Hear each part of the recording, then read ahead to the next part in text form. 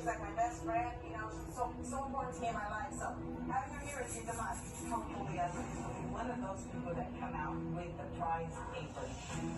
Hello, hello. Buenas tardes.